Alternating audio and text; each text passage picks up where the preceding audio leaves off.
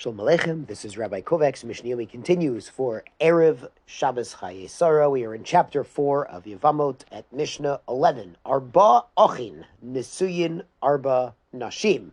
If there were 4 brothers in a family married to 4 unrelated women.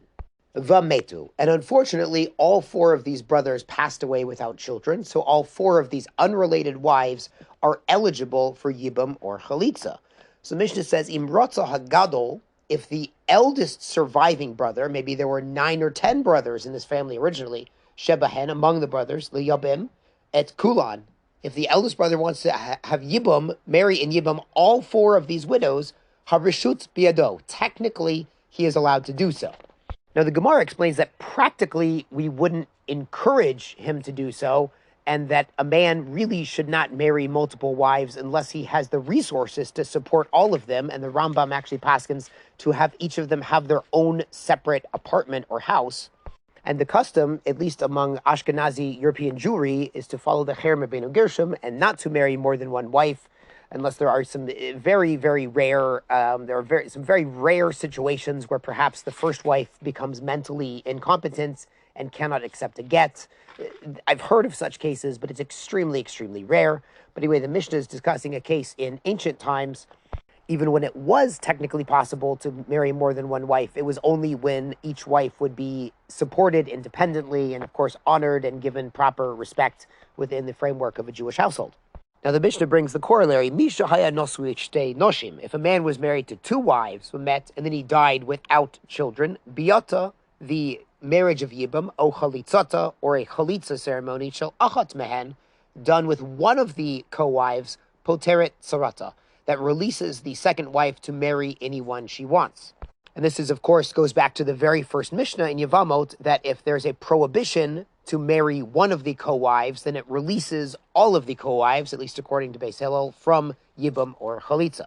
Now, the Mishnah explains a detail in this law, Haita achat kashera. If one of these 2 widows was able to marry a Kohen, and a widow is usually able to marry Kohen, ve'achat pasula, but the other one was unable to marry a Kohen, maybe she had been divorced before, had another issue in her yichus, imhaya cholitz, if the surviving brothers want to do chalitza, cholitz lapsula, they should perform chalitza with the widow who cannot anyways marry a Kohen. Because as we've explained, chalitza is akin to a divorce, and a woman who receives a chalitza, a halutza, cannot then marry a Kohen.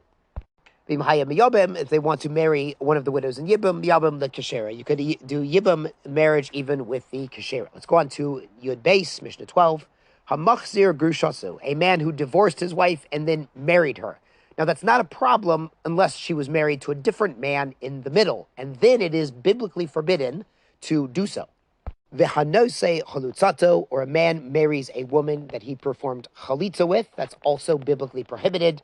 The Bartner explains, based on the Gemara, that there's a lav, a biblical prohibition, delo yivneh, he cannot build this household, kevan shalabona, because he chose not to build it originally through Yibam, shuv lo yivneh. He cannot perform chalitza and then decide later on to marry this widow who received chalitza.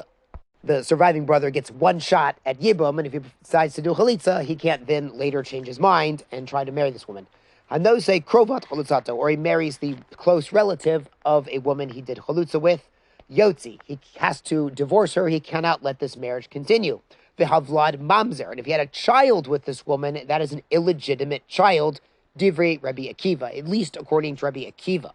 The Gemara explains that Rabbi Akiva holds the halacha that anytime there's a biblical prohibition, in these cases there's a punishment of lashing, of malchus, for someone who is in such a marriage, that the offspring is also tainted. But the Mishnah continues, Chachamim Omer, the other sages disagree. They say, Ein of Vlad Mamzer. They say this is an illegal marriage, can't continue, but it does not create illegitimacy. Modim, but the sages do agree, Benose Krovat Girushato. If a man then married the sister or the mother of a woman that he had been married to and divorced, Shavlad Mamzer, that in that case, that there is illegitimacy to the offspring.